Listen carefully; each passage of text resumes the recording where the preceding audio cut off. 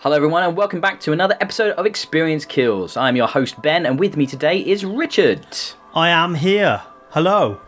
So today we're looking at The Church in the Darkness by Paranoid Productions. It's been in development a long time. I couldn't tell you exactly how long, but I do remember seeing and getting a whiff of this at an E3 at least a couple of years ago. And basically this is a small indie game made by a small indie studio but with AAA backgrounds.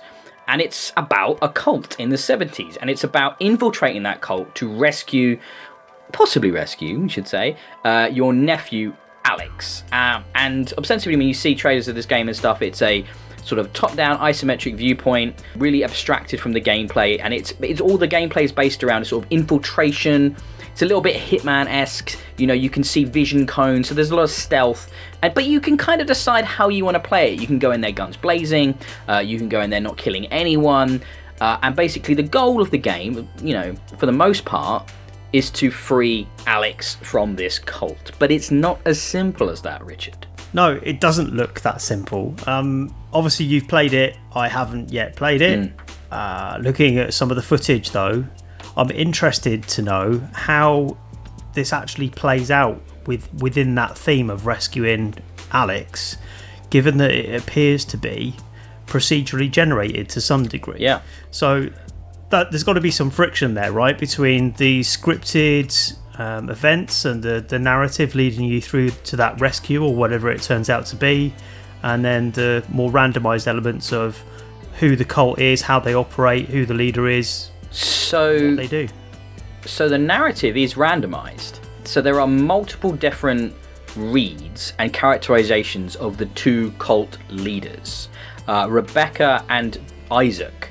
So they can be anything from bleeding heart liberal hippies to extreme right-wing gun nuts, who, and everything in between.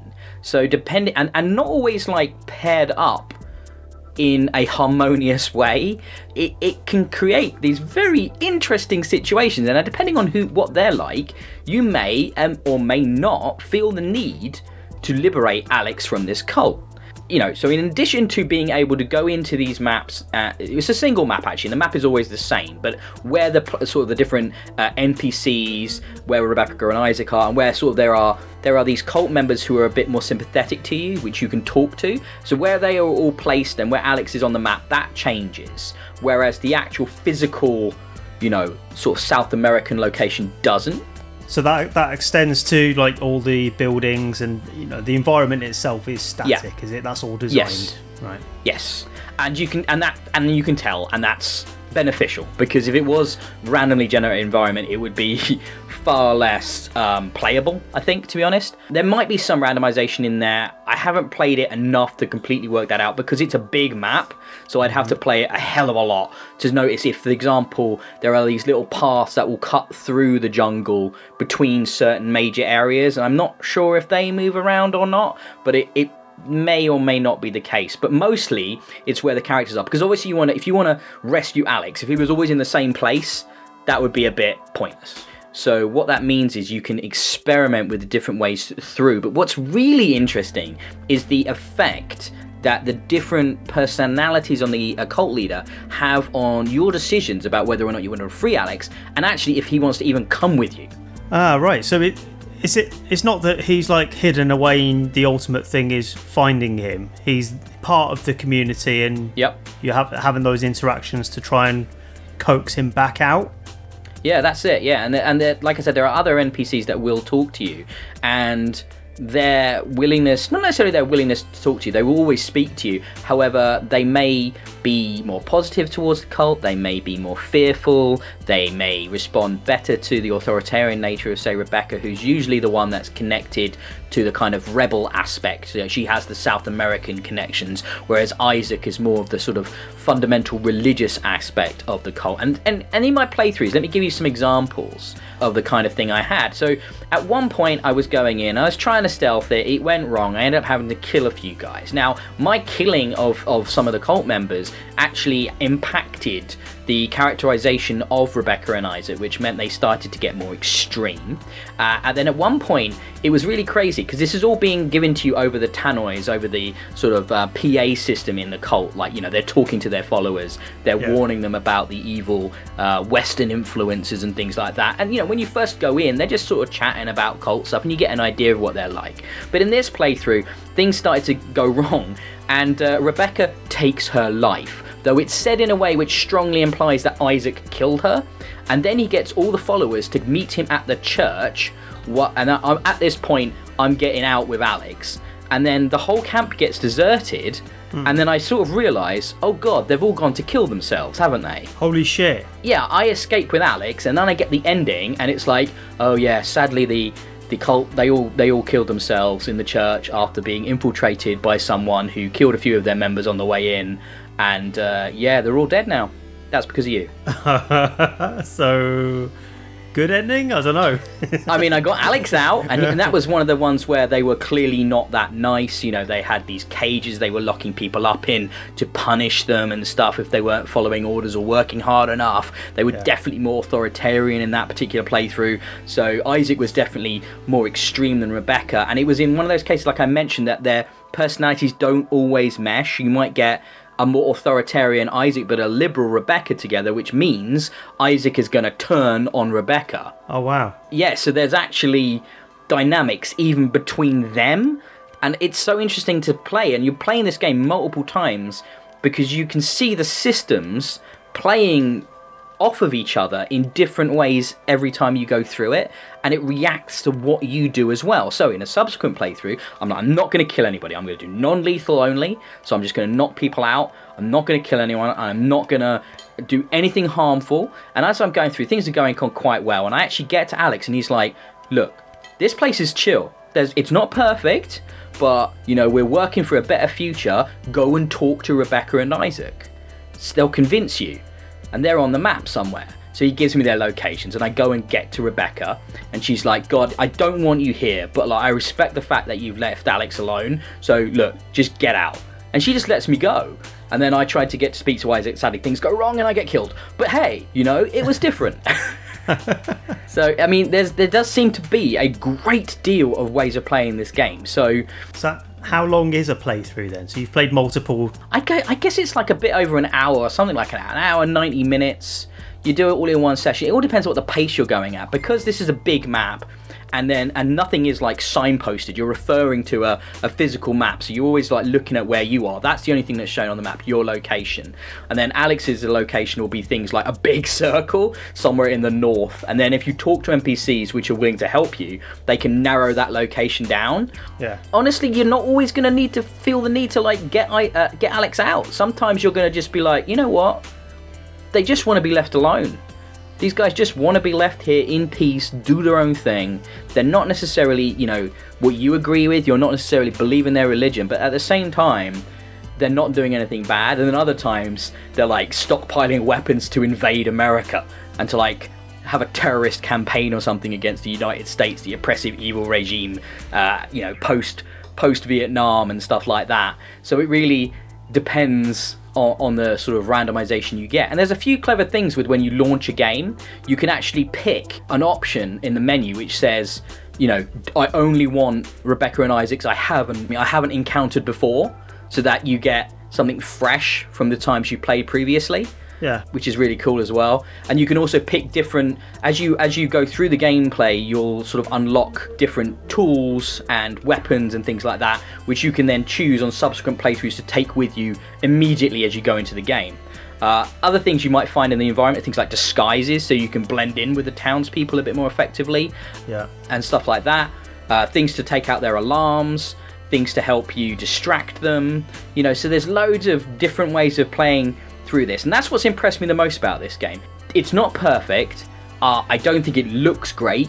Definitely when the camera zooms in to talk to NPCs, it's clearly intentionally chosen to be played from this perspective because the graphics just aren't amazing. Yeah. But the graphics aren't the worst visual thing. The UI and the interface is some of the most bare bones basic graphic design I've seen in a while. Like really ugly menus, really ugly text and font choices, and it's just like, ooh, not where you were putting your resources. That's fair enough. You've built this intricate system-based game. I get it. You've got to pick and choose your battles, but damn, that shit's ugly. It does look old. I was looking at videos of this from a couple years back, like 2-3 years. Because it was meant to come out in 2017. Right. It hasn't moved on since then, looking at the videos visually, so it does still look old. And I was thinking, well, where has the work gone? But yeah, from what you're saying about the systems and the interplay between different characters and the dynamics that shoots off, I can see where that time would go. Yeah. And that's a really brave decision, I think, to try and centre your game around that. Because normally that would be like an added bonus, wouldn't it?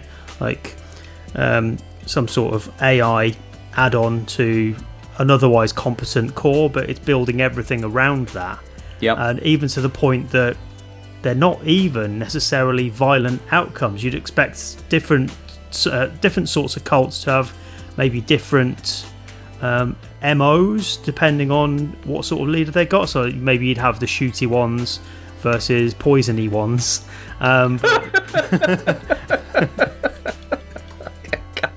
Do you know what I mean? But boiled that down. That was great. But really distilled the cult mentality there. Yeah, well, that's basically what they are, right? That's it sounds as if this is far more nuanced than that, to the point that they may even be, completely non-violent and actually pretty much harmless. I mean, I think there's always going to be guards patrolling with weapons because they don't want outsiders in their camp. Yeah. So, you're always going to have that element of trying to sneak past the guards. And basically, from what I can tell, there's 4 types of kind of unit that you will encounter. You've got the civilians that are like farmers or people just going about their jobs and stuff around the camp, and they don't have weapons, but they will raise the alarm potentially if you get spotted by them. You've got the guys with pistols, which will be indicated from like they have a certain sort of clothing look to them. Who are kind of the light level guards, and there's guys with shotguns, and then there's straight up like military militia guys who are usually guarding people like Rebecca or Isaac, and they're in like green like camo outfits, so you can spot them, and they have the most sort of like fully automatic weapons. So depending on who you encounter and in what situation, you might survive a run-in, you might not. I've found sometimes, like especially I played it mostly on normal difficulty. There's like 4 difficulty levels, and I found it challenging enough on normal, to be honest. I mean, the game isn't easy because it's such a large map, especially as Alex always seems to be a hell of a long way from the extraction point. So even if you do convince him to come with you, and by the way, if you don't convince him to come with you, you can just knock him out and put him on your shoulder and then just kidnap him. That is one option, which is brilliant that it's in there. For example, if he's like fully indoctrinated into a really extreme cult situation, you could be just like, nah, brah, doing this for your own good. You're coming with me. It's just there's so many options. It's absolutely impressive. And like I said, the work that has gone on into this system stuff really blows my mind. And do you know what else this has done? It has really kindled an interest in me in like the history of cults and stuff. I've been looking up Jamestown, I've been looking up Waco, Heaven's Gate, all kinds of stuff, reading books on it, checking out documentaries on Netflix. It's just like,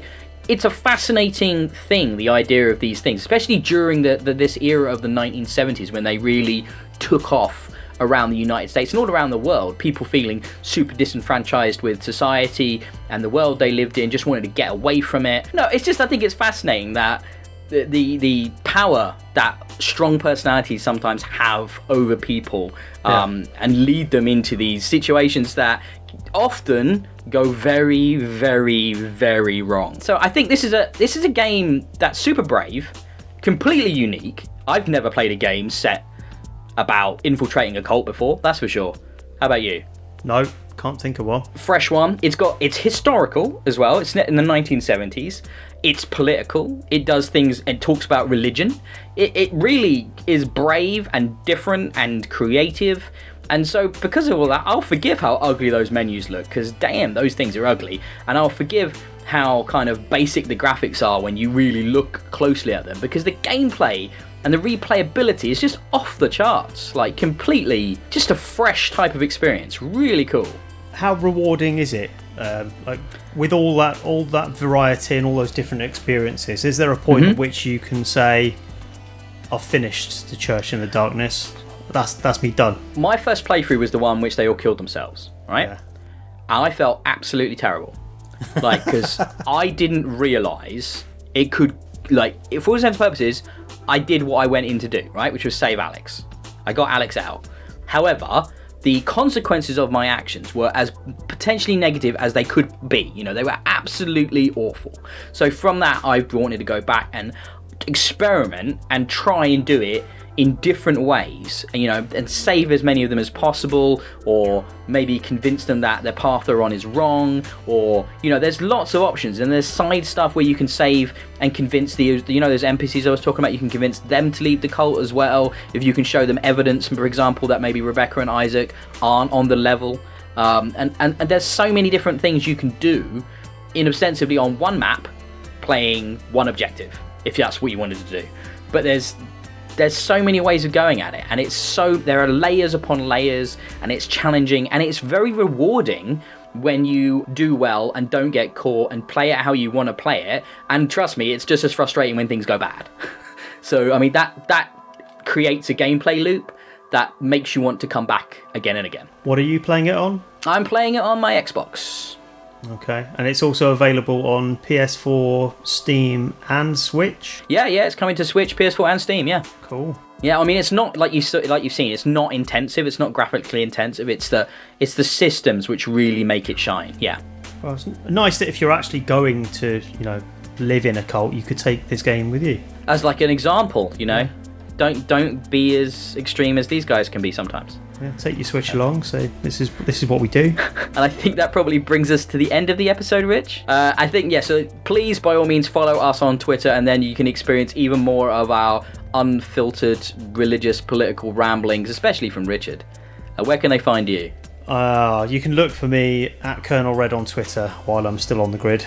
Well, there is a grid to be on. Yeah. And you can find me at DIYE on Twitter. You can find the full Experience Kills account at Experience Kills, surprise, surprise. Please give us a like and subscribe on YouTube as well. That would be much appreciated. And as always, there is an audio version of this video available if you can't spend the time to watch 20 minutes of us talk over gameplay, which is fair enough.